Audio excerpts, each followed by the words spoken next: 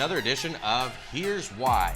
My name is Jimmy Talbert. I'm joined with my friend Dom Faussette, executive coach and leadership speaker and CEO of Think React Lead radio show. Thank you, sir. I appreciate that. Not just radio We're show, good. but yeah, the whole business. The whole shebang. All right, Dom's working on getting this live on his as well. Boom. There we go. There we are. We are shared. It's official. So today we're going to be talking about how to grow your business using podcasts and using video podcasts. Love it. Specifically, because in my opinion, if you're talking into a mic, you might as well throw a camera in front of you. I like it. Smart man. Right? So we're going to be talking about why you should use it, and I guess how both of us have grown our separate businesses utilizing that. So Dom, you've done a podcast, you've got your radio show, everything. I guess talk me through just at a high level some basic things that you've kind of learned, right? Yes. We're not talking real in-depth strategy Right, yeah. yet, just high Crazy level, and we'll high get into more in-depth stuff later on. Specific to video, right? A couple things you want to do is, you brought up the point, if you're going to talk into the mic, you might as well video record yourself, not focusing on the perfection of it, right? Get the content. I think you and I talk about that a lot. Get the content, worry about what you're going to do with it later on. And it's, I think that the most recent key element that I've learned is multiple angles. Yeah. Right. Yeah. So how many times have you upgraded your cell phone? Don't give them away. If that's what you have, use 2 or 3 different cell phones to get a different angle. Again, worry about where you're going to get them edited later. Getting editing is easy. All right, so let's get into it. So I guess the first thing that we want to address is why you should use a podcast or video podcast specifically. And I know how we use it and how we recommend it's used throughout different sales and marketing funnels with our clients. I guess, where are all the different places that you use? And we'll talk about how to chop it up and how to get a whole lot of content later, but because that's stuff you do as well. But I guess where do you use it in your? So I use it in specific to the videos that I do or from the radio show. I will put them on YouTube. I will have them sometimes in a blog. I will put them Instagram story. I will put them on my front face of Instagram, my Facebook. I will try to go live many different places at the exact same time. And then saving that content, now you're turning it into, say, a TV show, right? You got your Roku, and Amazon has things that us as entrepreneurs can use to leverage our content. And then there's the audio aspect of it, right?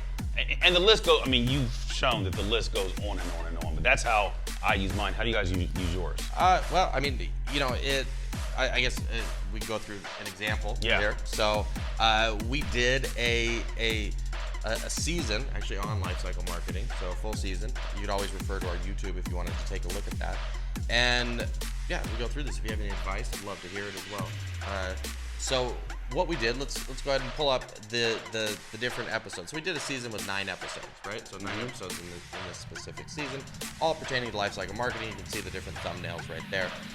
And with each of those, then, so if we look at just the first one, we were able to do, I think, what you just described. Right. So you said that you're able to use it through all these different parts of your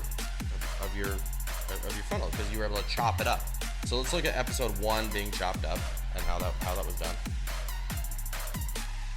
So That's a lot of places. it sure is. So we distributed it out across all the different social media channels, obviously. But then when you chop it up, you see the small thumbnails there. Right. That's what you're talking about. Just to give a visual for exactly what you said. And then you can create a blog with it as well, because you get the transcript. And then you can use all these different segments for lead captures, for nurturing, right? Throughout your sales and marketing funnel. Build credibility to build additional value after someone buys, all these different things, depending on the topic. And when you look at a full season, it's a ton. Now, this is if you were to create a whole bunch in one day, right? Because you often hear from businesses and stuff that they don't want to be they don't want to always be creating content, right? So I would say I like creating content, and but there's the not wanting to create content, and then in my opinion, I think the type of content that people create.